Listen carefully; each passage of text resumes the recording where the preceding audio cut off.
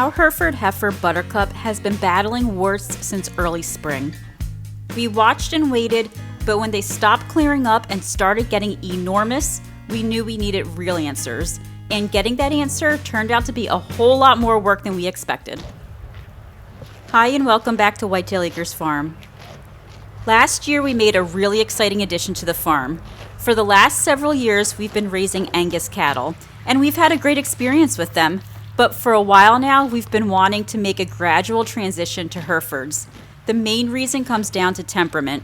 Herefords are known for being calmer, gentler, and just easier to work with overall. And when you're handling cattle on a daily basis, that really matters. So we were thrilled when we found these 3 Hereford Heifers, all the same age, all available together. We brought them home, and our daughter took a very important job of naming them. She named them Buttercup, Cinnamon, and Cocoa. And honestly, the names could not be more fitting, and they're so adorable. Now, Buttercup has always been a little extra special. When we first went to look at her, she walked right up to us. No hesitation, no skittishness at all. The previous owners told us how she was a bottle calf. Bottle calves are hand-raised from birth, fed by a person rather than nursing from their mother, which means they grow up with constant human contact. They tend to bond to people more easily and naturally. That is Buttercup to a T. All 3 of these girls are now a little over a year old, and they all have completely warmed up to us. They are sweet, they are friendly, and they have been a joy to have here on the farm. But a few months ago, we started noticing something on Buttercup that caught our attention. She was developing warts, small ones at first, on her face and neck. So we did what we always do. We started to research. What we found is that the warts in cattle are caused by the bovine papillomavirus, and they're actually pretty common in young animals. Bottle calves can be a bit more susceptible because they don't always develop the same immune strength as calves that naturally nurse from their mothers. Their immune systems mature a little bit slowly, and that makes it harder for their bodies to fight off the virus on their own. Every source we found said the same thing. In most cases, the warts resolve on their own within a few months as the animal's immune system matures. But we kept a close eye on them and ended up calling the vet. They confirmed what we had read. Nothing dangerous, nothing to panic about, just monitor them and call back if any start to open up or get infected. But here's where things changed on us. Instead of clearing up, the warts kept spreading. More appeared, several of them started getting big, noticeably unusually big, and then we spotted something on Buttercup's backside that really gave us a pause. A cluster had developed there that almost looked like a bunch of grapes. At that point, we felt we had been patient long enough. It was time to have a vet come out and actually lay eyes on her in person. And the goal is to just kind of irritate these. You can't really do too much, if that makes any sense. We were really lucky to get one of our favorite veterinarians available for an on-site visit. She's been out to our farm before to help us with a few other of our cattle, and every single time she's here, we walk away having learned something new. She is skilled, she is patient, and she generally loves what she does. We knew Buttercup was going to be in great hands. Once the vet arrived with her helper, Ryan got Buttercup and walked her down the alley right into our squeeze chute.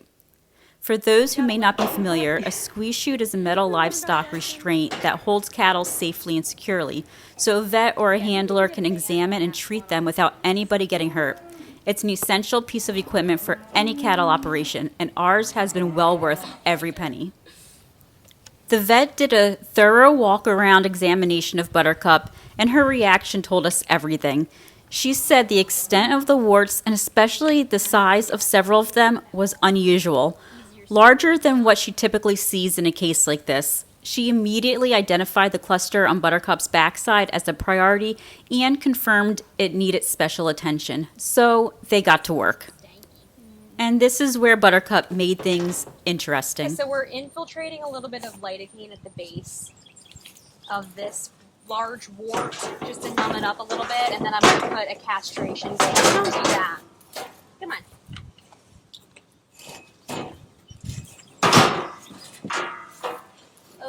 drama. Come on, Heifer.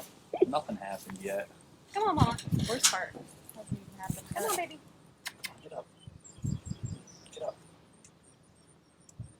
Get up, girl. Come on, young lady. This is protest position. Getting Buttercup into the chute, that was easy. She walked right in. Getting her to stay calm while having her warts touched, well, that was a completely different story. She did not like it one bit. She started throwing her head, pulling away, and fidgeting. And then she really outdid herself. At one point during the exam, Buttercup threw such a fit inside the squeeze chute that she actually flipped herself completely upside down. I'm not joking. This heifer managed to flip herself over inside the chute. I don't even know how she did it, but she did it. We had to stop everything, open the chute, let her out, and then start the whole process of walking her back in again, which, after that episode, was not exactly a smooth operation. Buttercup had opinions, and she shared all of them.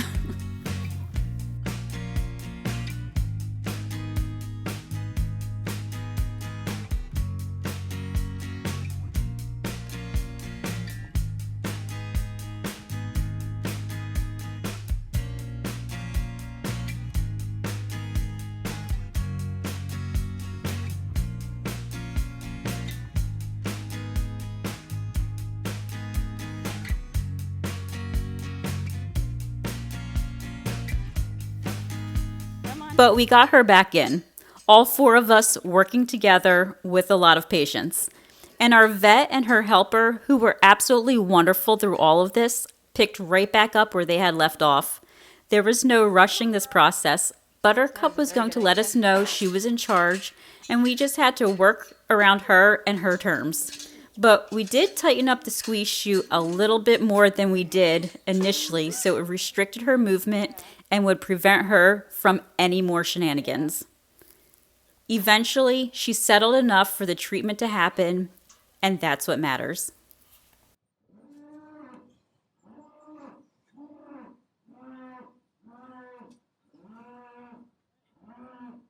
So let's walk through exactly what the treatment plan looked like for Buttercup. For the larger warts, the vet started by using lidocaine to numb them, making the process as comfortable as possible before anything else happened. Once those were numbed, she banded them. Banding places a tight band around the base of the wart that restricts blood flow. Over time, the wart will essentially starve and fall off naturally on its own. For the smaller warts, she used a cryotherapy tool, a targeted application of extreme cold that destroys the tissue and encourages those smaller warts to die off and clear.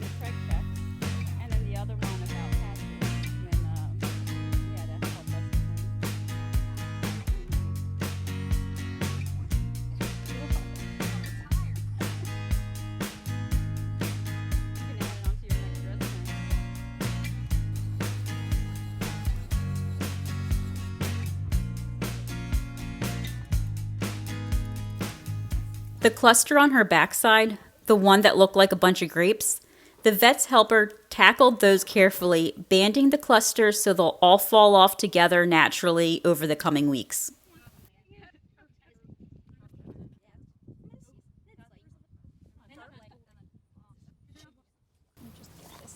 Then the vet went through and sprayed every single wart with a topical medicated spray.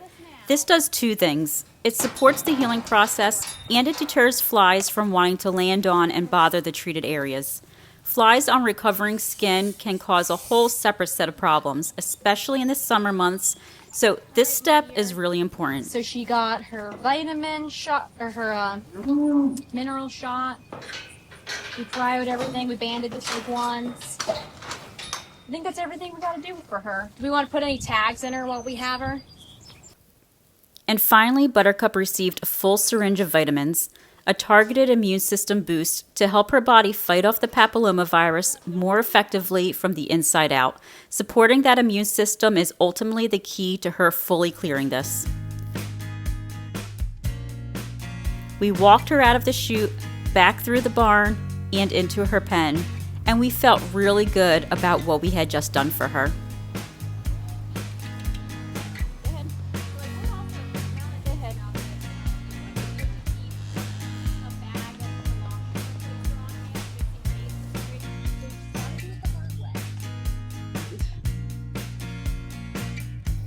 But we weren't done yet. Warts caused by the bovine papillomavirus can be contagious, and we had in fact noticed one wart forming on Coco. So we walked Coco through the chute as well.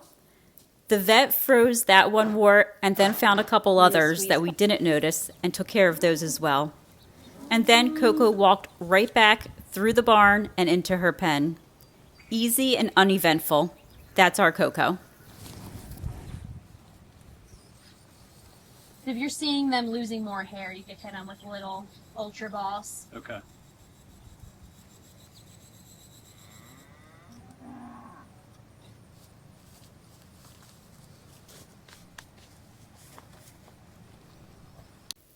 Then there was Cinnamon. We hadn't noticed any warts on her, but since our vet was already here, we figured why not have her take a look at Cinnamon too, just for peace of mind. The great news, Cinnamon was in perfect health, not a single wart. The not so great news, Cinnamon decided she did not want to go back into the pen after her exam. It took all 4 of us, the vet, her helper, Ryan, and myself, plus a generous amount of patience to finally convince that heifer to go back where she belongs. Perfectly healthy, absolutely stubborn. Yep, that's our Cinnamon.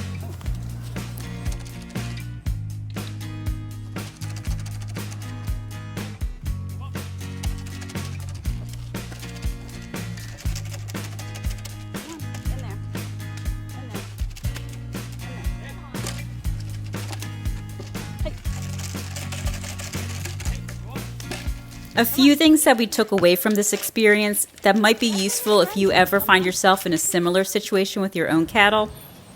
First, warts in young cattle are common, and they often do resolve on their own. If you have a bottle calf, just know that they can be a little bit more vulnerable because of how their immune system develops. Watch for it early. Second, don't wait too long to call the vet out in person.